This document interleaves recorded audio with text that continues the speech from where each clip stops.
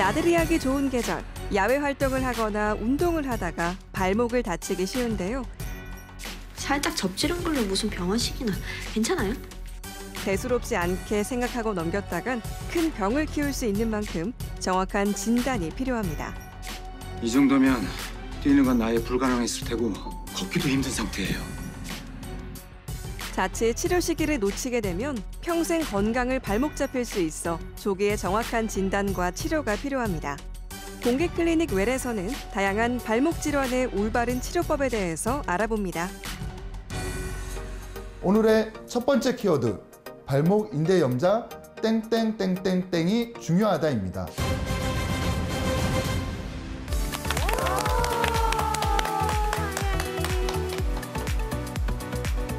네, 토요일 아침에 좋은 습관 공개 클리닉 웰입니다. 요즘 정말 나들이 하기 좋은 날씨가 이어지고 있잖아요. 뭐 네. 산책을 해도 달리기를 해도 되는데 채림 씨는 어떤 야외 활동 좋아하세요? 저는 공원 가서 운동기구 타는 거 되게 좋아해요. 그렇죠. 운동기구를 타려면 또 우리가 중요하게 신경 써야 하는 부위가 있잖아요. 맞습니다. 햇빛이 굉장히 강하기 때문에 자외선 차단하는 것도 중요하고요. 꽃가루가 많이 날리는 만큼 알레르기, 비염도 잘 체크하셔야겠습니다. 그런데 뭐니 해도 활동량이 많아지는 시기에는 발목을 접질리는 걸 좀 조심해야 하지 그렇죠. 않을까 싶은데요. 오늘은 발목 질환에 대해서 이야기 나눠보겠습니다. 정형외과 전문의 김전교 원장님과 함께합니다. 안녕하세요. 어서 오십시오. 여러분의 두 발로 활기차게 걸을 수 있도록 돕고 싶습니다. 인생 꽃길 가이드 정형외과 전문의 김정교입니다. 반갑습니다. 네, 우리 인생 꽃길 가이드. 네. 흔히 발목을 삐었다라고 하는 게 바로 염좌잖아요. 자, 오늘의 키워드 초기 발목 염좌 땡땡땡이 중요하다입니다. 어떤 걸까요? 다섯 글자. 다섯 글자죠? 네, 다섯 글자 좀 어렵다. 땡땡땡땡. 땡땡땡땡.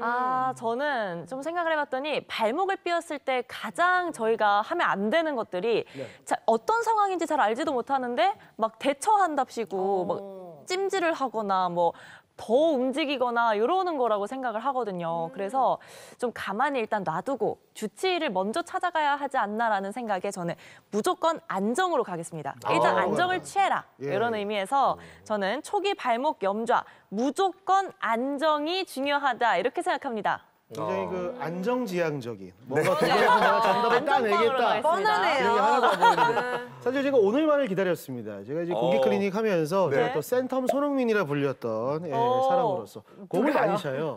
이 공을 많이 차면 이게 발목 염좌가 많습니다. 맞습니다. 선생님, 솔직히 축구 선수 중에 많이 발생하는 게 발목 부상이잖아요. 맞습니다. 네. 발목을 제가 많이 다쳐봤어요.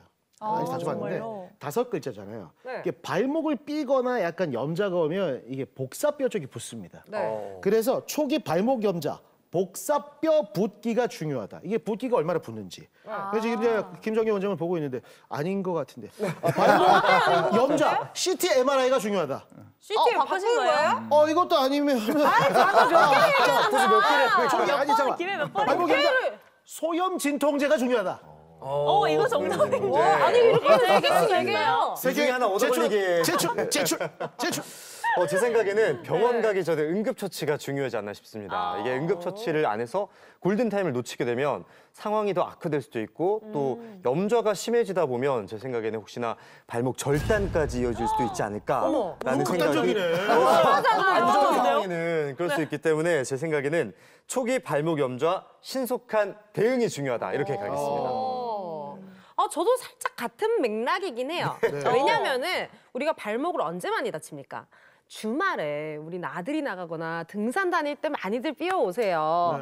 그러다 보면 주말에 뭐 병원도 못 가고 이거 어떡하지 하다가 월요일에 가야 되잖아요. 그렇죠. 그럼 그 사이에 이 정확하게 냉찜질, 휴식을 취해야 된다. 저는 이렇게 한 다섯 글자를 끼워 맞춰 보도록 하겠습니다. 정말 오늘 다미 씨 오늘 왜요? 조퇴하고 나온 고등학생 같이 무슨 해가지고 말씀이세요?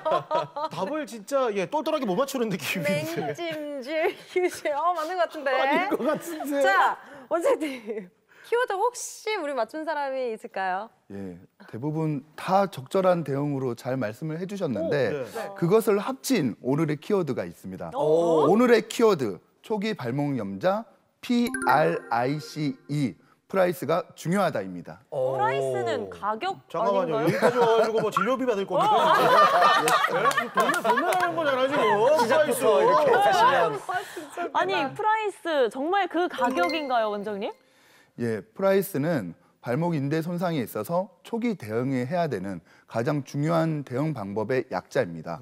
PRIC인데요. P는 프로텍트 보호, R은 레스트 휴식, I는 아이스 냉찜질, C는 컴프레션 압박, E는 다리를 들어올리는 거상 엘리베이션이 됩니다. 이렇게 PRIC를 초기에 적절하게 하는 게 발목 초기 치료에 굉장히 중요한데요. 다만 앞서 여러 선생님들이 이렇게 초기에 적절한 재활을 빨리 하는 게 중요하다고 말씀하신 것처럼 요즘에는 과거와 달리 단순하게 휴식을 취하는 것보다는 조금 더 빨리 걷고 체중 부하하는 것을 중요하게 얘기하고 있습니다. 그래서 과거의 R, 레스트보다는 OL이라 그래서 옵티멀 로딩, 적절하게 체중 부하를 하는 것이 중요하다. 그래서 요즘에는 POLIC, 폴리스라는 약자를 써서 더 중요한 초기 대응 방법으로 이야기하고 있습니다. 가격에 이어서 경찰까지 했어요. 초기에 무엇보다 빠른 대처가 중요하다고 말씀을 해주셨는데 발목 염좌를 떠올리면 통증이 또 생각이 나거든요. 어떤 증상이 있나요? 예, 발목 염좌라는 거는 발목을 둘러싼 뼈를 연결해주는 인대라는 조직이 손상당할 때 생기는 겁니다. 당연히 발이 꺾이게 되고 손상을 당하게 되면 이 인대 손상으로 이어지는데 이때 많이 붓고 또 통증이 생기는 것이 가장 주 증상이라고 할 수 있겠습니다. 네. 그 외에도 열이 날 수도 있고 인대 손상에 의해서 주변에 피가 생기기 때문에 피멍과 같은 피하출혈이 생길 수도 있고요. 또 아주 심한 극도의 손상을 입었을 경우에는 발이 덜렁거리다거나 이걸로 인해서 발을 못 움직이게 되는 증상까지 이르게 됩니다. 축구 보다가 한 번씩 심한 부상 당한 선수들 보면 카메라가 다른 곳에 비춰져요. 너무 심해서. 그게 막 그렇게 발목이 막 덜렁거리는 경우도 봤었어요. 그러니까 너무 심한 손상이지 그런 거는. 아 그러면 우리가 평소에 흔히 말하는 어제 발목 꺾이쁘다 막 이렇게 얘기하는 거 정확하게 어디 부위를 얘기하는 거예요? 예, 발목 염좌라는 거는 결국 발목을 이루고 있는 인대의 손상을 말하는 건데요. 지금 발목 뼈. 예, 발목뼈입니다.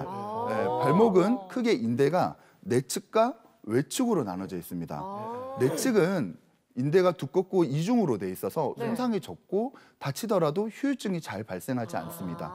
다만 외측은 정거비, 종비, 후거비 인대 세 개의 인대밖에 없습니다. 그래서 이 인대가 좀 약하고 기능적으로 약하기 때문에 우리는 주로 발을 삐게 될 때 바깥쪽으로 삐게 되는 거죠. 또한 세 개의 인대밖에 없기 때문에 후유증이 잘 발생하고 초기에 적절한 대응이 이뤄지지 않는다면 인대가 불안정으로 이행돼서 나중에 수술까지 이행되는 안 좋은 상황까지 발생하게 됩니다. 근데 우리 발에 인대가 저렇게 구성돼 있다니까 좀 신기하긴 하네요, 진짜. 예.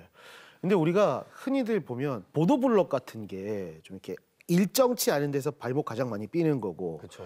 농구하거나 축구하거나 달리기 할 때 발목이 불안정해서 이렇게 삐고, 이걸 접지른다라고도 표현하고 인대가 늘어났다라고 표현하는데 운동선수들은 뭐 인대가 파열됐다, 맞아요. 심하면 맞아. 뭐 그런 얘기도 하는데 이게 단계가 있습니까? 증상이? 발목 인대의 손상은 임상소견과 또 인대 파열 상태에 따라서 크게 1단계에서 3단계로 나눠볼 수 있겠습니다. 1단계는 우리가 흔히 겪게 되는 가장 많은 상태가 1단계가 되는데요. 가볍게 손상당한 경우 인대가 끊어지거나 그런 건 없이 내부 실질의 손상인데 이 경우는 그냥 가벼운 통증과 또 주변에 가벼운 붓기가 있고 시간이 지나가면 쉽게 잘 낫는 단계가 1단계입니다. 2단계는 인대가 어느 정도 끊어져서 우리가 흔히 늘어났다 그렇게 얘기할 수 있는 단계가 2단계인데요. 이 경우 인대의 실질 구조가 30에서 한 7, 80% 이상 끊어진 경우가 해당되고 이 경우에는 아무래도 통증이 더 심하게 되고 발이 흔들리는 불안정 같은 것도 더 호소하게 됩니다. 3단계는 인대가 아예 끊어진 단계입니다.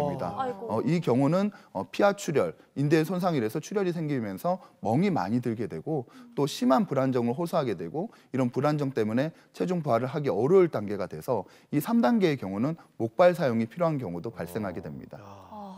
그렇군요. 사실 이 초기에는 아까 말씀해주신 프라이스만 잘 해도 치료가 되겠지만 이게 통증이나 뭐 단계에 따라서 언제는 병원에 가야 되고 또 언제는 치료도 해야 되고 이럴 것 같은데 통증이 얼마만큼 지속되면 병원에 좀 가야 될까요? 예, 사실 뭐 통증의 상태에 따라서 병원 오는 게 아니라 사실 발목 인대 손상이 있어서는 주변에 다른 골절이나 이런 동반된 손상이 많기 때문에 손상이 발생했으면 가급적이면 병원에 오셔서 전문의를 통해서 체크를 한번 받는 게 굉장히 중요하다고 할 수 있습니다. 네.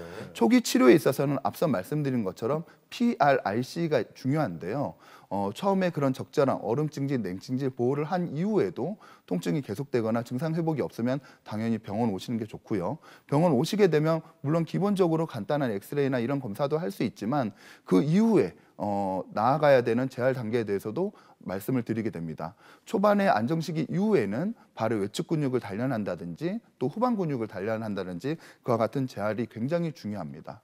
또한 많은 환자분들이 초기 대응 이후에 물어보시는 질문이 있는데요. 선생님, 냉찜질을 계속해야 될까요? 냉찜질만 해야 될까요? 이렇게 물어보시는데 냉찜질은 붓고 열이 나고 초기에 아픈 증상이 있을 때 한 1주 정도만 고려하게 되고요. 이 이후에는 오히려 따뜻하게 하는 온찜질, 족욕 같은 게 훨씬 좋습니다. 그래서 이 온찜질 족욕은 주변의 혈액순환을 원활하게 함으로써 또 손상된 발에 어떤 치유를 돕게 되는 역할을 하게 되고 또 붓기를 감소시킬 수도 있고 또 발을 활발하게 이완시킬 수 있어서 초기에는 붓고 열날 때는 냉찜질을 하지만 이후에는 온찜질이 훨씬 더 중요하다 그렇게 말씀을 드립니다. 말씀하셨듯이 찜질이나 재활을 통해서 치료가 가능하지만 언제 수술을 해야 하는지 알 수 있을까요? 예, 초기에 이와 같은 치료를 적절히 했음에도 불구하고 4에서 6주 정도 지났는데도 계속 통증이 지속되거나 또 일상생활 할 때도 발이 자꾸 삐는 것 같은 느낌이 들 때, 내 발이 불안한 느낌이 들 때 6주 이상의 장기간 치료 후에도 이런 증상이 있으면 당연히 수술적 치료를 고려할 수 있습니다. 하지만 그 외에도 심한 고도의 파열이 있어서 불안정이 너무 심하게 발생되는 경우, 골절과 탈구가 동반된 심한 손상의 경우, 또 일부 스포츠 엘리트 선수와 같이 빠른 치료와 정확한 치료, 빠른 복귀가 필요한 그런 경우에 있어서는 조기의 수술적 치료도 고려할 수 있습니다. 하지만 대부분의 발목 인대 염좌 손상에 있어서는 이와 같은 비수술적 치료를 먼저 접근하는 게 우선이기 때문에 인대가 다쳤을 때 무조건 수술하는 건 아니다. 이렇게 말씀을 드릴 수 있겠습니다. 네. 염좌가 반복돼서 발목 불안정증으로 진행이 되면 수술이 필요하다 이렇게 말씀해 주셨는데 이번에는 수술하신 분을 직접 만나봤습니다. 화면으로 보시죠. 네, 작년 11월 군 생활 도중 발목 손상을 입은 이 환자, 진찰 결과 3단계 발목 불안정증이었습니다.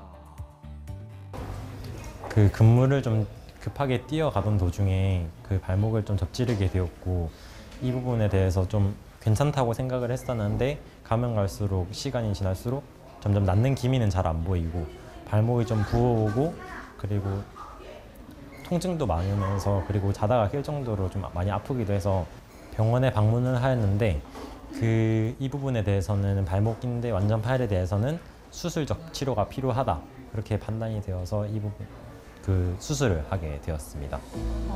군 생활 중엔 아무래도 움직임이 많을 텐데요. 회복이 잘 되고 있는지 궁금합니다. 그래서 더 힘들고 또 어려운 상황은 없었나요? 네, 좀 아프긴 했는데 처음에는 그 봉합 부위가 좀 아프긴 했는데 한 이틀 지나고는 좀 괜찮아졌어요. 점점 시간 지나갈수록 점점 나아지네요. 그래도 오셨는데 발부터 먼저 한번 보겠습니다. 좀 아직은 가동 범위가 좀 덜 나오고 있네요. 따뜻한 찜질이나 족욕 이런 것도 좀 해보고 계세요? 하고 있고 또 가능하면 뜨거운 물을 좀 담가서 직접적인 족욕을 하면 혈액순환이 좋아지면서 가동 범위가 늘어나거든요. 그래서 그거를 조금 더 신경 쓰시면 좋을 것 같아요. 무릎 한번 구부려 봅시다. 발은 엄청 튼튼하네요. 예전에 흔들거렸던 그런 느낌이 이제는 거의 많이 들진 않아서 발은 굉장히 안정된 상태로 돌아온 것 같아요. 그래서 가동 범위만 조금 더 회복하시고 노력하시면 점점 좋아지실 거고 무릎을 살짝 구부린 상태에서 발목을 위로 올리고 천천히 내리고 발목 돌리고 이런 운동을 계속 좀 수시로 해주시고 또 근육 강화를 하는 거 중요하다고 말씀드렸어요. 그래서 한번 손으로 한번 밀어볼까요? 예, 이렇게 발에 힘을 주는 운동. 이것도 빠지지 않고 꾸준하게 하루에 30번씩은 해주시면 좋겠어. 수술로 발목이 튼튼하게 고정됐다니 참 다행인 것 같아요. 원장님이 알려주신 대로 꾸준하게 재활하다 보면 훨씬 좋아지겠죠?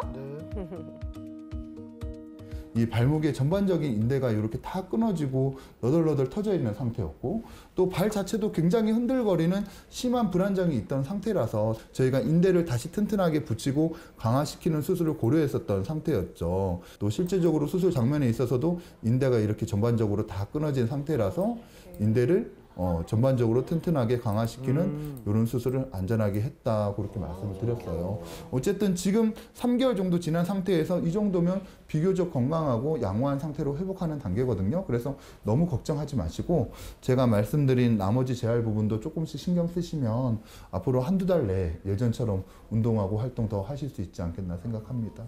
네, 잘 한번 지내보시죠. 예. 진짜 뭐 바쁜 시간 쪼개서 오신 만큼 재활도 제대로 받아야 되는데 근데 저기 뭐 운동 기구에 올라갑니까? 어딘가 부종 같은 게 올라갔는데 천천히. 하나, 둘, 셋. 까치발 동작으로 발목을 강화시켜 주는 건데요. 평소에도 이렇게 안정된 자세에서 까치발 운동을 하시면 건강한 데 도움이 됩니다. 여기서 뒤꿈치가 안 뜨게 최대한 뒤꿈치를 바닥에 붙여주시고요. 이쪽 무릎을 앞으로 밀듯이 하나, 둘, 셋, 넷, 다섯. 천천히 무릎 펴고. 환자분 전기 치료 좀 붙일게요. 젊으신 만큼 빨리 회복되시길, 군 생활도 잘하시길 필승! 처음에는 제 발목 불안정증이 있는지 잘 모르고 그냥 가만히만 있었는데 이 점에 대해서 좀 많이 알게 돼서 좀 다행이라고 좀 생각을 했고 앞으로 계속 이런 재활치료나 물리치료 같은 걸 받으면서 옛날처럼 좀 다시 뛸 수 있던 그런 때로 돌아가서 이제 정상적으로 생활할 수 있었으면 좋겠습니다. 날씨가 점점 따뜻해지고 있어서 아무래도 들로 산으로 또 바다로 이렇게 나들이 가시고 많은 활동을 이제 점점 시작하실 계절이 다가오고 있습니다. 야외 활동을 많이 하면 발을 다치는 경우가 많고 또 우리가 다치는 손상 중에서 가장 흔한 손상이 우리가 발목을 접지르게 되는 발목 인대의 손상이 됩니다.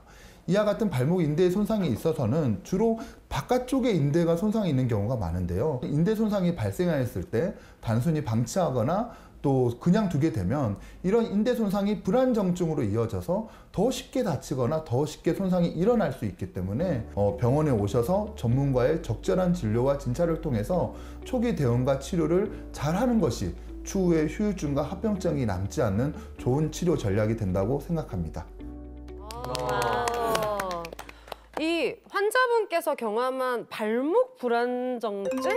이건 어떤 질환인지 궁금하고요. 저도 평소에 발목을 자주 삐거든요. 그럼 저도 혹시 발목 불안정증이 아닐까 걱정되거든요. 앞서 말씀드린 것처럼 이렇게 인대 손상을 경험했을 때 초기에 적절한 대응과 치료를 계속했음에도 불구하고 우리가 일상생활에서도 불안정을 느끼고 자꾸 삐게 되는 경우를 발목 불안정증이라고 합니다. 실제로 인대 손상 환자에 있어서 30%는 이런 만성적인 발목 불안정증으로 되는데요. 조금 울퉁불퉁한 자갈발길에서 자주 이렇게 발목이 접지르거나 또 일상생활에서 흔들리는 느낌, 동통 이런 것들이 계속 진행되는 경우를 이런 만성 발목 불안정증이라고 진단할 수 있고 이런 만성 발목 불안정증이 있는 경우에서 적절한 치료가 또 이루어지지 않는다면 실제로는 이거를 교정해주는 수술적 치료로 이행되는 경우가 잘 발생합니다. 발목이 자주 삐는 기준은 없죠. 그렇지만 이게 딱 의료적으로 명확하게 몇 번 삐어서 수술한다 기준은 없지만 한 달에 두세 번 이상 반복되면서 내가 자꾸 쉬어야 되거나 치료를 해야 되거나 이런 경우가 반복된다면 그 경우 역시 수술적 치료로 고려해야 되는 발목이 자주 삐는 기준이 되지 않나 생각합니다. 왜 한 번 삐면 계속 삐인다고 그렇죠. 얘기 많이 하니까 그게 불안정증이 되는 거고 근데 우리가 참 우리 몸을 참 아껴야 되지만 제일 미안한 부위가 이제 발목이라 생각하거든요. 맞아요. 여기도 다들 그럴 거예요. 조금 살짝 삐었는데 에이 그냥 낫겠지 하고 놔둔 경우 다들 있죠. 많죠. 그냥 넘어가죠, 당연히. 우리 시청자 여러분들도 다 그런 경험들이 네. 있으실 테고. 근데 이거 그냥 놔두면 어떻게 되는 겁니까? 인대가 제대로 발목을 잡아주지 못하면 그 주변에 연골 손상도 자꾸 생기게 됩니다. 그래서 그 주변에 연골이 파이거나 또 하부의 뼈가 괴사되는 발목 고일연골 병변도 생길 수 있고 또 심한 경우에는 발목에 관절염까지 이르게 됩니다. 발목은 다른 인체 관절에 비해서 40대에서 50대 후반에 이른 관절염이 나타나게 되는데 이와 같이 발목 인대 손상을 제대로 관리하지 않아서 발목 관절염으로 진행되는 경우가 굉장히 많이 발생합니다. 관절염까지 가면 진짜 머리 아픈. 그러니까요. 그렇죠. 그렇지. 아까 그 발목 불안정증이 있어서 단단하게 고정하는 수술을 좀 해주셨잖아요. 그러면 이후 재활 과정도 중요할 것 같은데 이런 건 좀 어떻게 이루어지나요? 예, 발목 치료에 있어서 초기에 가장 대응적인 앞서 말씀드린 프라이스, 폴리스 이와 같은 치료를 1, 2주 해서 발목이 어느 정도 안정되고 통증이 줄어드는 상태가 이루어진다면 그 이후부터는 체계적인 발목 재활을 고려하셔야 됩니다. 가장 먼저로는 발목의 전반적인 관절 범위를 회복하는 것이 굉장히 중요한데요. 발목을 아래로 또 위로 또 돌리는 이런 관절 범위가 완전하게 돌아와야지만 그 이후에 재활 단계로 넘어갈 수 있고 또 그 이후에 발목이 관절 범위가 회복되면 발을 바깥으로 밀어서 바깥쪽의 근육을 단련하는 운동, 또 안으로 밀어서 안의 근육을 단련하는 이런 근력 운동을 할 수 있고 또 앞서 말씀드린 까치발 운동처럼 후방 근육과 또 발바닥의 전반적인 근육을 단련시키는 것도 굉장히 중요합니다. 특히 발의 회복에 있어서 이 종아리의 근육이 유연해지면서 발목이 제껴지는 게 중요한데요. 실제로 우리는 걸을 때 무릎을 펴게 되고 펴고 걷게 되고 이때 발목이 제껴져야지만 걸을 때 발생하는 충격을 줄여줄 수 있는데 이 종아리가 긴장도가 풀어지지 않는다면 이 발의 스트레스가 오로지 실리게 돼서 발에 여러 가지 또 질환을 초래할 수 있거든요. 그래서 재활하는 과정 중에서 있어서 종아리 근육 또 발목의 스트레칭 하는 것이 굉장히 중요하다. 다시 한 번 더 말씀을 드립니다.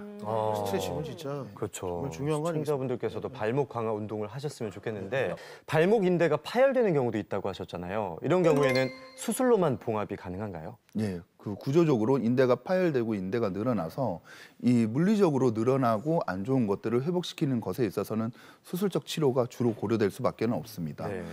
주사 치료 또 충격파 치료를 통해서 인대의 재생을 도모할 수 있지만 그것은 통증을 줄여주는 데 주 목적을 두는 거지 늘어난 인대 자체를 회복시키지는 않거든요. 그래서 저희가 수술을 통해서 인대를 회복할 수 있는데 발목은 단순하게 인대만 봉합하는 게 아니라 외측 지대라고 하는 아래에 위치한 인대와 유사한 조직이 있습니다. 그래서 발목 인대 수술할 때 단순히 인대만 튼튼하게 붙이는 게 아니라 요 외측 지대를 한 1, 2cm 정도 이동시켜서 발목뼈와 같이 고정하게 됩니다. 그래서 이 수술을 단순하게 봉합술이라 저희는 부르지 않고요. 발목에 대해서 많이 아시는 분들은 환자분들도 알고 오시는데 변형 브로스트롬식 수술이라 그래서 약자로 MBO라고 이런 발목 수술을 특징적으로 부르고 있습니다. 발목 인대 수술은 절개 수술과 관절경 수술로 나누어 볼 수 있습니다. 네. 관절경 수술은 이제 현재도 많이 하고 과거에도 많이 이루어졌는데 구멍만을 통해서 인대를 붙인다는 점에서 절개를 적게 한다는 점에서 장점은 있습니다. 하지만 절개 수술은 또 절개 수술의 장점이 있는데요.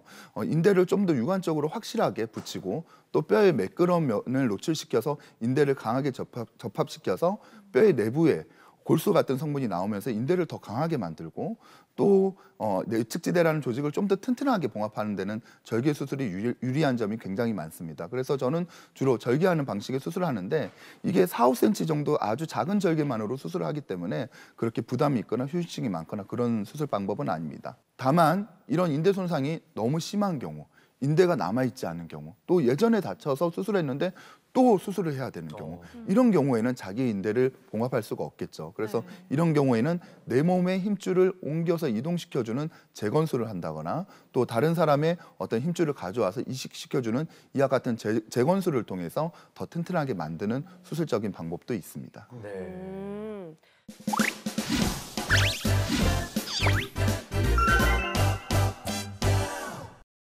이번에는 발목 질환과 발 건강에 대해서 잘못 알고 있는 상식을 꽁트로 풀어보겠습니다. 고클 메디컬 지식 배틀 기다 아우 노래 잘하네. 자 오늘도 돌아왔습니다. 부산 경남 700만 고클 시청자 여러분들과 함께 여러분들의 건강을 위한 특히 튼튼한 발목을 위해서 퀴즈 하나씩 풀어보도록 하겠습니다. 정말 사이 좋은 다정한 연인이 나왔네요. 공기 너무 좋다. 다정한 거 맞아요? 왜? 나 더 이상 못 간다. 포기다 포기. 니는 그래 내가 산책 가는데 그래 하이힐 신고 야 키도 170이 넘는 게 그걸 신으면 내보다 더 크고 야 진짜 너무 심한 거 아이가 진짜 운동을 신고 해야지 나 진짜 아이고 살아봐라 옆집 소리내 오빠야는 다리 아프다 하면 업어주고 하이힐도 바깥 신어주고 다 해주는데 우리 오빠는 와서 하는 거 모르겠다. 그거는 이제 영화지 해시고와 다른 거지 그렇지. 오빠야, 왜? 이왕 이렇게 된 거 오빠한테 고백 하나 할게. 그래 나한테 고백해라. 내 뒤. 그래 나한테 사랑 고백 안 해가지고 내가 기다리고 있었어. 그렇게 하면 계속해서 고백 안 할 줄 알았어. 고백해봐. 뭔지 알고 저래 좋아하지. 오빠야, 내가 이거 진짜 얘기에 쪽팔려서 안 하려고 그랬는데 내가 평발이라서 오래 못 걷는다고. 어릴 때는 참 괜찮았는데 다 크고 나서 이게 평발이 됐었다. 이거 잘못 오빠 좋아봐도. 고백하는 게 평발이라고. 그래, 내가 아무한테도 얘기하는 오빠는 처음 얘기한다. 뭐 오빠 좋아해 뭐 이런 게 아니라 평발이라고 고백한 거야? 또 야무지다 이 오빠는. 내가 알기로는 이제 평발도 군대 갈 수 있으니까 너 군대 가. 에이, 진짜. 여러분께 문제 챙겨드리도록 하겠습니다. 성인이 후천적으로 평발이 될 수 있다. 맞으면 기다, 아니면 아니다. 사실 평발 같은 경우에는 오래 걷기가 좀 힘들다고 하죠. 네. 그렇죠. 예, 정확한 명칭은 편평발이라고도 합니다. 그렇죠, 선생님? 이건 예. 정확하게 알고 있습니다. 발에 아치가 없는 거죠. 성인이 후천적으로 평발이 될 수 있다. 있다고 생각하면 기다, 아니면 아니다. 준비됐죠? 네. 하나, 둘, 셋, 들어! 기다. 이거는 완전히 모두 다 예치네요. 성인이 된 이후에도 네. 평발이 될 수 있다. 그렇죠. 라고. 평발이라고 얘기한 다미 씨는? 저는 사실 평발은 아닌데요. 네. 친구 중에 커가지고 평발이 됐다고 하는 친구가 있어서 네, 네. 저는 기다라고 들었습니다. 다른 이유 없어요. 깔끔하게. 그 친구는 잘 지냅니까?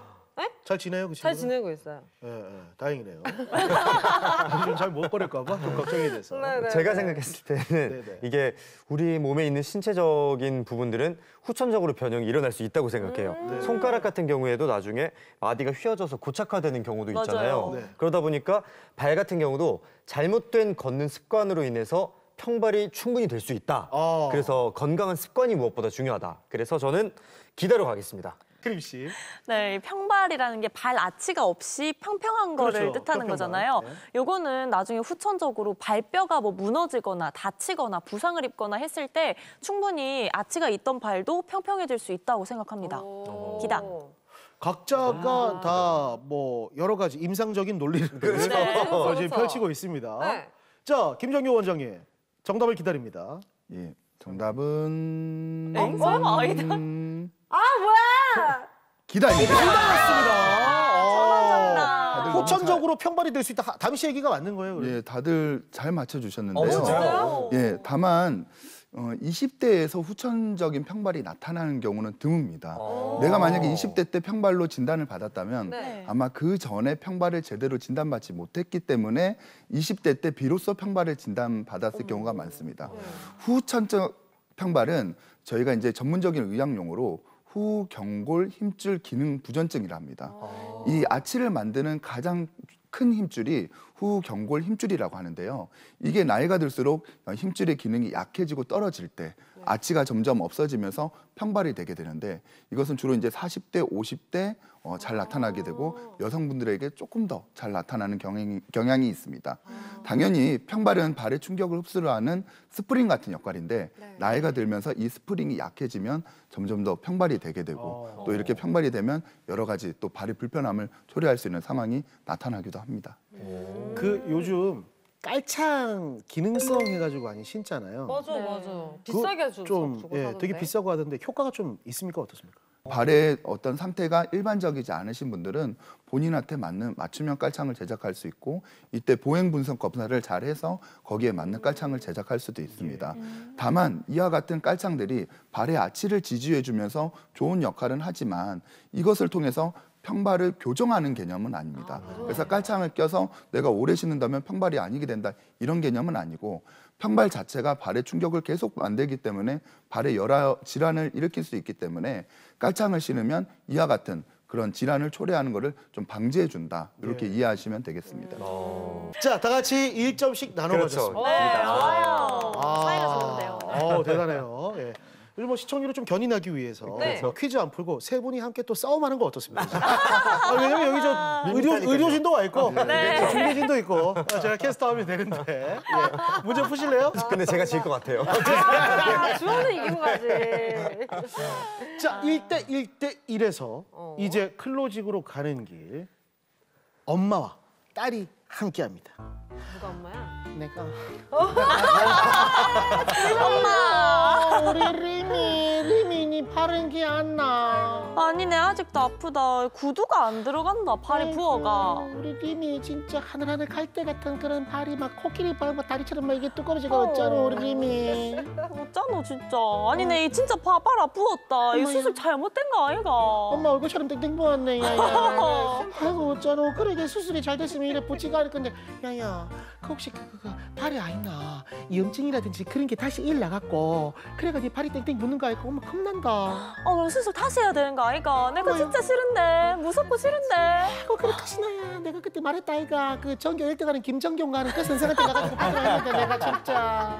여기서 여러분께 질문 드리도록 하겠습니다. 자, 여러분. 수술 후나 다친 후 발이 계속해서 붓는 건 다시 염증이 생겼거나 상태가 더 나빠진 좋지 않은 징후다. 맞다고 생각하면 기다, 아니면 아니다. 기다립니다. 이거는 쉬울 것 같은데요. 쉬운 문제일수록 함정이 있었죠. 항상. 그렇죠. 늘 있었죠. 그걸 생각해야 돼요. 맞으면 기다, 아니면 아니다. 준비됐죠? 네. 1대1대1입니다. 하나, 둘, 셋, 들어주세요. 아니다. 기다. 기다. 자, 승부수 갈렸고요, 지금. 두 분은 항상 함께하는 모습이 보기 좋습니다. 항상 외로워요. 예. 한다미 씨, 네. 혼자 아이다로 들었습니다. 제가 항상 또 출제자의 의도를 네. 한 번씩 꼭 생각을 하거든요. 너무 이 발이 계속해서 붓는 것은 더 안 좋은 징후다. 너무 당연한 얘기를 또 이렇게 갖고 오셨어요. 그렇다는 것은 우리가 일반적인 상식 중에서 잘못 알고 있는 게 있겠구나. 저는 이렇게 생각을 했기 때문에 아니다로 한번 들어봤습니다. 예. 그 의학적인 그런 거 다 빼고 그냥 없어요, 그런 거. 문제에서 보고 내가 직관적으로 뭘 했다. 알겠습니까? 네. 매력 있습니다, 한다미 씨. 네. 두 분은요? 저 같은 경우는 축구를 좋아하는 사람들이 흔히 겪는 네. 증상이 발목 삐끗하는 거. 그렇죠. 근데 이게 저도 대수롭지 않게 방치했다가 오래 갔던 적이 되게 많거든요. 네. 근데 이게 염증이었다고 하더라고요. 네. 실제로 많은 분들이 겪으니까 그래서 저는 기다려 이건 가겠습니다. 진짜 경험에 의해서 나오는 기단 것 같고요. 축구를 좋아하는 사람들이 가장 많이 듣는 소리 하나 들려드리겠습니다. 뭔데요? 자, 채림 씨. 네. 이게 뭐 수술을 받거나 치료를 하면 당연히 통증도 나아지고 붓기도 빠져야 되는 건데 계속해서 더 안 좋아진다는 건 뭔가가 잘못된 게 아닐까 싶습니다. 네. 끝입니까? 네, 끝입니다. 단순하죠. 잘못됐나 봐요. 그런 거 같네. 네, 알겠습니다. 네, 여기까지 하겠습니다. 간단 명료하게 함께했고요. 자, 이 문제를 맞추는 사람은 클로징으로 더 가까이 다가갑니다. 그렇죠. 자, 김정경 원장님. 제발. 여기 모든 사람들이 정답은 정겨 하고 있습니다. 예. 정겨. 예. 정답은 네. 약간 비스듬히 아니다가 맞겠습니다. 진짜요? 예. 아니 근데 이거 보면 진짜 당연히 이게 맞는 건데 아이다가 나왔어요. 예, 맞습니다. 이게 발목 질환 또 발목이 다쳤을 때의 특징인데요. 다른 부위와 달리 발목은 우리 몸에서 하중을 가장 많이 받는 부하죠. 네. 수술이 굉장히 잘 됐고 또 회복도 적절하게 잘 이루어졌고 치료를 잘했는데도 불구하고 이제 발을 쓰시기 시작할 때부터 환자들은 대부분 90% 이상 발이 부어요. 왜 갑자기 이렇게 붓죠? 이거 부은 거 잘못된 거 아닌가요? 이렇게 얘기하시는 분들이 굉장히 많습니다. 다만 발은 질환의 특성상 치료하는 과정 중에서 발을 제대로 딛지 못하는 경우가 많이 발생하고요. 이 경우 우리 발은 조금만 안 써도 주변의 근육이 완전 싹 빠지게 되죠. 우리 몸의 피의 혈액순환은 심장에서 싸주고 아래서 다시 중력을 거슬러서 올라오는 힘은 이 발 주변의 근육의 힘으로 짜서 올라옵니다. 근데 우리가 다쳐서 또 수술을 받고 이렇게 발을 안 쓰면 이 짜주는 근육이 아예 기능을 일시적으로 잃어버리기 때문에 활동하다 보면 발에 피가 모여서 붓고 불편하고 아픈 거는 치료 과정 중에서 자연스럽게 당연히 발생하는 겁니다. 그래서 정답은 아니다라고 할 수는 있는데 다만 이와 같은 붓기가 이제 활동했을 때 부었고 자고 일어나서 빠지고 또 이렇게 반복된다면 이거는 정상적인 과정의 일환이지만 24시간 붓기가 계속 안 빠진다. 또 안 빠지면서 통증이 너무 극심하다. 또 그러면서 수술부에서 고름이 나거나 열이 너무 심하다. 이거는 2차 감염의 문제가 있기 때문에 이럴 경우에는 병원에 오셔서 상태를 체크받아야 된다 말씀을 드립니다. 그래서 90% 대부분은 아니기 때문에 아니다. 하지만 10%는 문제가 될 수도 있다. 그렇게 아시면 되겠습니다. 네. 한다미 씨가 아주 영리하게 지금 문제를 그러니까요. 풀어냈고요. 오랜만입니다, 이렇게. 다미 씨가 지금 2점으로 앞서가고 있습니다. 네. 한다미 씨가 마지막 문제까지 맞추면 그랜드 슬램. 그렇죠. 정말 가물에 콩나듯하는 그런 기록이 나올 수 있고요. 과연 오늘 클로징의 주인공은 누가 될지 여러분 지켜봐 주십시오. 네. 곰클 메디컬 지식 배틀 키더 점점 어려워지는데요. 약간 해주십니다. 좋습니다. 예, 좋습니다. 국악의 한마당이었습니다. 마지막 질문 여러분께 드리겠습니다. 발목을 자주 접지르는 분들은 왜 그럴까 생각해 보셨을 텐데요. 신발이 발목을 잡아주지 못해서, 길이 평평하지 못해서 여러 이유가 있겠지만 이런 생각도 해보셨을 겁니다. 내 발목이 남들보다 가늘어서 자주 접질리는 게 아닌가라고 생각하실 텐데요. 자, 여러분, 발목이 가늘면 발목이 약해서 자주 접지른다. 부산 경남 700만 시청자 여러분들, 공클 가족들도 함께 풀고 계십니다. 발목이 가늘면 발목이 약해서 자주 접지른다. 마지막 기도 아니면 아니다. 하나, 둘, 셋. 아니다. 이거 어려운데 기다. 오, 좋았어. 아니다. 안 되는데? 야, 오주호 씨 혼자 아이다로 그러네요. 얘기를 했습니다. 제가 처음에는 네네. 발목이 가늘면 발목이 약해서 자주 접지른다. 맞다라고 생각했거든요. 네. 근데 생각을 해보니까 발목이 얇다기보단 그 주변에 근육이 약해서라고 생각이 들었어요. 그래서 발목보다는 그 주변의 근육에 힘을 좀 기르면 발목 접지르는 게 좀 줄어들지 않을까. 제가 실제로 발목도 얇고 근육도 없다 보니까 진짜요? 예전에 정말 많이 접질렸었거든요. 네. 당연히 운동할 때는 물론이고요. 그러다 보니까 요래선 안 되겠다 싶어서 하체 운동을 조금 시작했는데 그 후로는 조금 접지르는 게 줄어들었거든요. 그래서 저는 아니다. 아니, 많이 접질렀었으면 기다로 바꿔야 되는 거 그러니까요. 아니에요? 근데 본인은- 발목이 문제가 아니라 이 주변 근육이 약해서 근육이라고? 근데 접질렀던 거다. 그럼 기다죠. 뭐야? 네, 왜냐하면 근육이 없으니까 발목이 얇고 가는 거잖아요. 지탱해주는 힘이 없으니까 당연히 잘 접지르지 않을까요? 각자의 생각들이니까 나머지는 나중에 원장님한테 평가를 받도록 하겠습니다. 예. 저는 전장했던 한 63kg의 저의 학창 시절을 떠올리면서 그때는 저는 근데 지금까지 한 번도 뭐 발목을 다쳤다거나 인대를 다쳤거나 뭐 이런 적이 한 번도 없어요. 근데 진짜 비교적 키도 비슷한데 마른 친구들, 뼈도 막 얇은 친구들 있잖아요. 네. 그 친구는 하루가 멀다 하고 뭐 접지르고 다치고 그래서 비교적 아무래도 뼈가 약하고 이러면은 이 얇으니까 좀 더 잘 맞아요. 꺾이고 이렇게 조금만 어디 탁 부딪히더라도 넘어지고 이러다 보니까 많이 다치는 것 같아요. 근데 네, 말도 아무래도- 발목이 얇잖아요. 그러니까 그렇죠. 많이 다치잖아요. 말도 많이 다치지 뭐. 자, 일단 나누어 있습니다. 일단 이거 그대로 가면 만약에 기다가 맞으면 다미 씨가 세 문제 다 맞추는 거고요. 그렇죠. 아이다가 맞으면 오주호 씨하고 한다미 씨가 2대2 동점입니다. 그러네? 자, 어떤 결과가 나올지 궁금합니다. 자, 원장님. 정답은 기다? 아니다. 아이다 맞습니다. 발목이 가늘면 약해서 자주 접지르는 게 아닙니까? 네. 오주호 씨 말이 맞아요. 사실은 너무 정답과 같은 정형외과 전문의 같은 답변을 해주셔서 제가 들으면서 사실은 굉장히 감탄하고 있었습니다. 진짜요? 네, 실제로 발목이 두꺼운 사람 중에서도 이게 피하 지방만 많고 주변의 근육이나 이런 게 약해서 자주 접지는 사람도 많고요. 가늘지만 가는 대신에 근육이나 힘줄이 굉장히 튼튼해서 잘 안 접지는 사람이 많거든요. 그래서 이게 단순히 발목의 두께만 가지고 발목이 약하다, 강하다, 자주 접지른다 이렇게 얘기는 할 수는 없고요. 특히 발목 주변은 다른 우리 인체 구조와 다르게 근육이 양이 많은 게 아니라 근육의 말단 부분인 힘줄의 양이 많습니다. 그래서 이게 단련한다 그래서 더 두꺼워지고 이런 개념은 아니라서 그 발목을 둘러싸고 있는 근육의 어떤 밀도, 강도 이런 것들이 발목을 자주 접지는데 더 영향을 미친다. 이렇게 말씀을 드릴 수 있겠습니다. 100점짜리 대답을 했어요. 아니 근데 아까 얘기하는데 귀에 쏙쏙 들어오더라고요. 근데 처음엔 저도 그 뼈가 약한가 싶었는데 생각해보니까 근육이 좀 문제일 것 같더라고요. 감사합니다. 자, 이렇게 되면서 한더비 씨하고 오주호 씨 두 분 중에 한 분이 클로징을 해야 되는데 어떻게 하죠? 오늘 선택은 우리 피디님한테 한번 맡겨보도록 하겠습니다. 두 분 샷 중에 네. 오늘 클로징 하실 분 원샷으로 한번 쫙 한번 땡겨보시죠. 자, 제작진의 선택을 한번 보도록 하겠습니다. 제작진의 선택, 과연 오늘의 주인공. 자, 한다미 씨였습니다.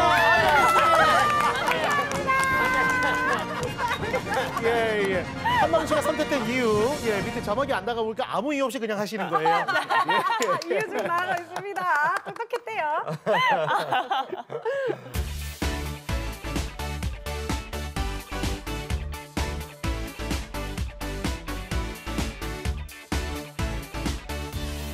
원장님, 두 번째 키워드는 뭔가요?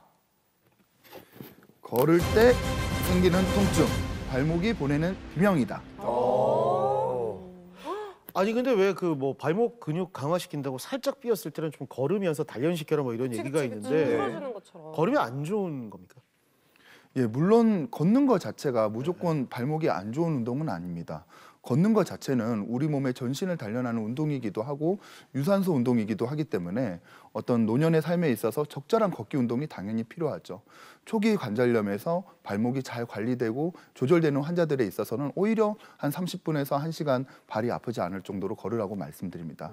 다만 관절염이 어느 정도 진행된 단계, 연골이 소실돼서 뼈와 뼈가 부딪히는 단계, 이런 단계에 있어서는 걸을 때마다 우리 몸의 하중이 발에 다 실리게 되고 심지어 걸을 때는 100%, 또 심하게 빨리 걸을 때는 300%의 하중이 실리기 때문에 오히려 손상을 가속화할 수 있어서 이런 분들에 있어서는 걷기보다는 자전거나 또 물에서 걷는 운동, 또 물에서 하는 아쿠아에로빅, 이와 같이 비체중 부하 운동을 더 알려드리고 있긴 합니다. 그럼 이제 발목이 안 좋을 때는 어떤 운동을 해야 좀 도움이 될까요? 예, 우리가 이제 집에서 쉽게 타실 수 있는 실내 자전거, 요즘에는 저렴한 제품도 굉장히 많이 나와서 이때 실내 자전거를 타시면 도움이 될 수 있겠고요. 또 물에서 이렇게 요즘에 노년분들, 나이 드신 분들 많이 하고 있는데 물에서 아쿠아 에어로빅을 한다든지 물에서 걷는다든지 이런 운동도 굉장히 좋습니다. 또 발에 직접적인 하중을 가하지 않는 주변의 근육을 단련하는 이런 근육 강화 운동을 하시면 또 발이 지탱되기 때문에 관절염 있는 환자에 있어서도 어느 정도의 적절한 근력 운동은 하셔야 된다고 말씀을 드리고 있습니다. 근데 걸을 때마다 통증이 느껴지는 정도면 굉장히 심각한 단계인 것 같은데요. 보통 어느 정도로 병이 진행이 됐을 때 이런 증상이 나타나나요? 예, 발목 관절은 경골, 비골, 거골이라는 세 개의 뼈가 역디귿자 모양으로 이루어진 경적 구조를 갖고 있습니다.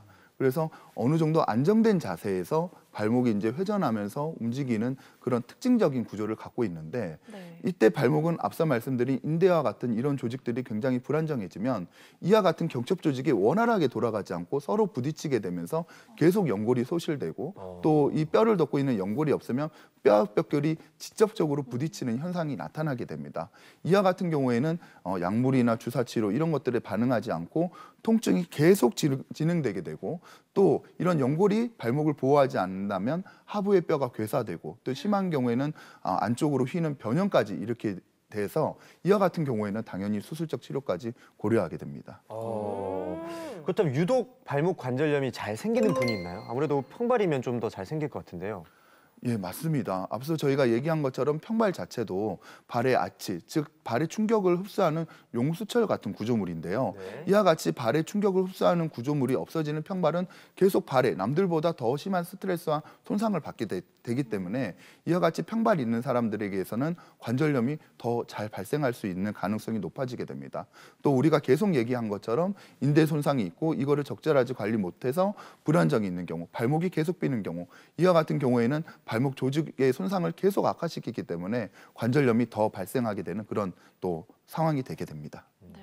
이 발목 관절염 또 무릎 관절염처럼 단계가 나눠지는지 만약에 있다면은 이 단계별로 치료 방식도 다른지도 궁금하거든요. 예, 발목의 관절염 단계에 있어서도 무릎과 마찬가지로 저희가 단순하게 방사선 사진, 특히 발목은 우리가 체중을 부하를 해서 찍는 방사선 사진을 찍어야지만 관절염의 정도를 정확히 알 수 있어서 단순하게 누워 찍는 사진보다는 체중 부하 사진을 찍게 되는데요.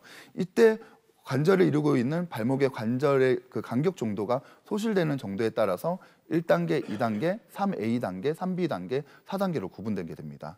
1단계는 관절 간격이 소실되지 않았지만 주변의 뼈가 자라나고 그다음에 가벼운 통증과 증상을 호소하게 되는데요. 이 경우에 있어서는 적절한 주사치료, 약물치료, 재활치료, 근육운동 이런 걸 통해서 어느 정도 조절되고 회복될 수 있습니다. 2단계부터 관절 간격이 소실되게 되는데요. 2단계에 있어서는 발목의 내측의 관절 간격이 좁아지는 단계가 됩니다.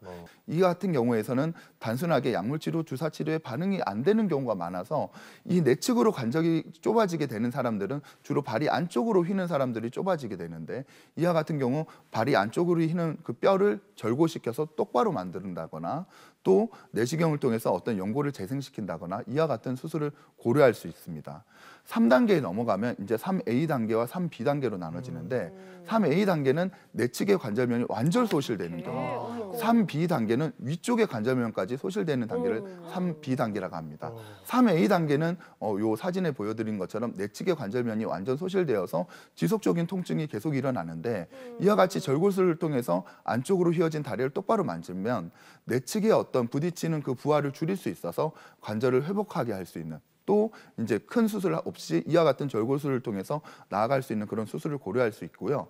다만 3B 단계는 체중 부하를 받는 관절면이 완전 소실되었기 때문에 이와 같은 조종하는 수술로는 개선이 안 되고 이때는 인공관절 수술 또 발목을 아예 붙여버리는 유압술 같은 그런 마지막 최종적인 형태의 수술을 고려하게 됩니다. 저 정도 되려면 저게 외상 때문입니까? 아니면 퇴행성으로도 나타나는 거예요? 뭐예요? 당연히 퇴행성과 외상 두 가지를 다 고려할 수 있는데 발목은 다른 관절에 비해서 체중 부하의 영향을 굉장히 많이 받습니다.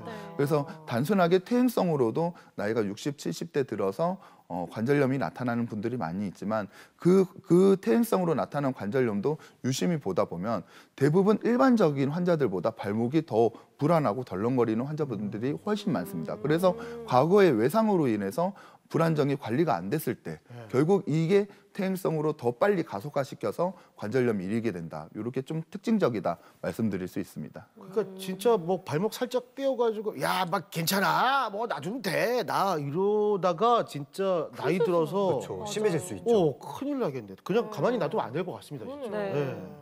네, 이렇게 발목 염좌 그리고 불안정증이 있으면 관절염까지도 진행될 수 있다는 말씀해 주셨습니다. 이번에는 발목 관절염 환자를 만나봤는데요. 화면 함께 보고 오시죠. 네, 발목 관절염이 심해서 3번이나 수술을 받았지만 통증은 계속되셨다고 합니다. 이전 병원에서는 수술을 또 거부당했다고 하시는데요. 제가 발목이 관절염이라 해서 다른 병원에서 수술을 3번을 했었어요. 3번을 하고 여러 군데 병원을 다 다녀도 통증이 4년 동안 그대로 계속 아팠었어요. 그래서 왔는데 선생님이 첫말에 내가 수술해 주겠다. 이래서 내가 엄청 희망적이었었어요. 너무 좋아서 했어요. 그래가지고 수술을 하게 됐는데 통증이 그때는 하루 종일 한 10분 간격으로 칼로 찢는 듯이 발이 아프고 이랬었거든요. 근데 지금은 통증이 없어졌어요. 아니 치료 거부를 당하고 4년 동안이나 통증을 참으셨다니까 얼마나 힘드셨을까요? 근데 이번에는 잘 치료된 것 같아서 참 이제 다행입니다. 수술하신 지 이제 한 달 정도 된 것 같아요. 이렇게 발이 많이 망가지고 무너진 상태에 대해서 이렇게 안으로 고정하는 이제 강한 이제 핀과 나사를 통해서 발을 튼튼하게 잘 붙여놓은 상태거든요. 사실 우리 어머니 처음 오셨을 때 발이 많이 아프고 많이 불편하셨었죠? 많이 힘들었죠, 선생님. 네. 그래서 이게 발이 그냥 봤을 때는 그냥 뼈가 붙어 보이기도 하고 이렇게 했는데 이게 겉으로 엑스레이에서는 붙어 보였던 발이 안 붙어 있던 거라. 유압술 한 이후에도 안 붙어 있으니까 이게 통증이 있고 계속 아프고 또 발의 다리 길이 차이가 양쪽에 무려 한 3cm 이상으로 오른쪽이 수술한 쪽이 많이 좀 짧아져 있던 상태였죠. 아니 통증도 참았는데 수술한 다리가 짧아졌다니 이게 무슨 일입니까? 그래서 저는 이제 어머니를 뼈가 안 붙은 부분을 다시 붙여드리는 이제 수술을 고려하게 되었고 그러면서 다리 길이를 다시 이제 회복시켜야 되기 때문에 골반에서 뼈를 떼서 뼈도 이식하는 그런 수술로 고려했거든요. 그래서 이 부분과 이 부분은 우리가 새로 늘려서 뼈를 이식한 부분이고, 그래서 수술 전에 비해서 대략 한 2.5cm, 3cm 정도까지도 발이 길이가 늘어난 거예요. 다리 길이 차이가 나면 이 골반도 무너질 수 있고 또 무릎도 무너지고 또 허리도 휘어지는 여러 가지 질환을 유발할 수 있기 때문에 그 부분까지 고려해서 수술을 했습니다. 뒤에 끝부분이 잘 맞죠. 그래서 이렇게 밸런스가 이제 잘 맞춰지면 제가 누워서 이렇게 맞춰보기도 하고 그래요. 하는데 너무 편하고 그렇죠. 그래서 이제 무릎하고 고관절도 이러면 편해지시거든요. 그래서 이제 앞으로 이제 뼈만 조금만 요 뼈만 더 잘 붙어주면 어머니 더 튼튼하고 건강하게 사실 수 있을 것 같아요. 너무 행복할 것 같아요. 제가 아주 튼튼하게 고정해놔서 이제는 이제 재활만 조금만 더 열심히 합시다. 예, 잘 좀 보겠습니다, 어머니. 선생님 너무 감사합니다. 예, 아닙니다. 너무너무 좋죠. 날아갈 것 같이 좋죠. 제가 수술 받고부터 그 순간부터 통증이 없어서 잠을 제가 10분 간격으로 이렇게 아팠는데 그 통증이 없어졌어요. 행복하죠. 너무너무 행복하죠. 잘 걸을 수 있는 것도 행복하고 제가 4년 동안 지팡이를 짚고 다녔는데 너무너무 행복해요. 정말로 잘 걸을 수 있다는 게 얼마나 솔직히 내가 손이 차라리 닿았으면 더 좋았을 걸 그랬어. 발이 걸을 수가 없으니까 너무 불편하고 이랬는데 그래도 걷는 희망이 생기잖아요. 너무 좋잖아요. 네. 제가 발목에 손상이 심한 환자, 또 굉장히 문제가 많은 환자, 또 제대로 걷지 못하는 발목 환자, 또 다리 길이가 차이 나서 절름거리는 환자, 또 발이 제껴지지가 않고 발끝으로 평생 살아온 이런 다양한 환자를 제가 접하고 보게 되었는데, 그런 환자분들이 결국 발이 잘 치료가 되어서 기존에 수십 년 동안 살아왔던 그런 통증들이 없어지고 원활하게 걷고 생활하고 살아갔을 때 마지막에 이제 치료가 끝났습니다. 이제 핀을 빼고 이제 당신은 졸업입니다. 이렇게 말씀드렸을 때 환한 웃음과 함께 감사합니다 해드렸을 때 저는 당연히 제가 직업적으로 해야 될 일이지만 그런 것들을 말씀해 주셨을 때 참 제가 이 일을 잘 선택한 것 같다. 발목을 보는 의사로서 보람을 느끼는 그런 순간들이 아니었나 생각합니다. 네, 원장님 그러면 소중한 내 발목을 지키기 위해서 어떻게 하면 좋을지 방법을 좀 알려주세요. 예, 발목 인대 손상은 가볍게 생각할 수 있고 또 시기가 지나가면 통증이 줄어들어서 우리가 간과하는 경우가 굉장히 많습니다. 하지만 이런 발목 인대 손상을 간과할 경우 인대가 늘어나거나 다시 불안정해지는 경우가 굉장히 빈번하게 발생하기 때문에 이와 같은 상황을 잘 지키고 관리하고 또 발이 보내는 이 작은 신호를 놓치지 않는 것들이 굉장히 중요하다고 생각합니다. 발 주변의 근육을 단련시키고 전문가를 통해서 적절한 치료와 대응을 이루어진다면 노년 후에도 자기 발을 아끼고 살아갈 수 있는 계기가 되지 않을까. 내 발이 보내는 작은 신호를 놓치지 마라. 건강한 노년의 삶을 위한 작은 또 가장 확실한 투자가 아닐까 생각합니다. 맞는 말씀. 명쾌하시다 진짜. 네. 공개 클리닉 웰 오늘은 발목 질환에 대해서 이야기 나눠봤습니다. 도움 말씀 주신 건강주치 정형외과 전문의 김전교 원장님과 함께했습니다. 감사합니다. 감사합니다. 선생님 말씀하실 때도 집중 안 하고 계속 클로즈만 보고 있었어요. 클로즈만 보고 있어요. 웃음꽃이 피었어요, 얼굴에. 네, 선생님 덕분입니다. 진짜 뭐 고소동이 계시는 아버님이 굉장히 좀 좋아하시겠어요. 아빠, 다시 돌아왔어요. 엔딩 요정 현잠이에요. 자, 오늘 이야기 나눈 것처럼 발목 염좌가 불안정증이나 관절염으로 진행될 수 있는 만큼 안전에 꼭 신경 써주세요. 나들이 하면서 김밥이나 도시락 챙기시는 분들도 많으신데요. 기온이 올라가면서 정말 차에 두면은 자꾸 상한다는 거 여러분들 알고 계시죠? 웬만하면 그렇죠. 2시간 이내에 드시거나 아니면 보냉백을 이용하시는 거 추천드릴게요. 그리고 안정성이 확인되지 않은 계곡이나 샘물은 마시지 않으셔야 된다는 것도 기억해 주시면 좋을 것 같습니다. 공개 클리닉 웰 다음 시간에는 KNN 창사 30주년 특집 방송으로 꾸려집니다. 의료계의 새로운 패러다임을 이끌고 있는 웰다인과 방문 진료에 대해서 이야기를 나눠보니까요. 다음 시간에도 함께해 주시길 바라겠습니다. 여기서 인사드리겠습니다. 함께해 주신 여러분 감사합니다. 감사합니다.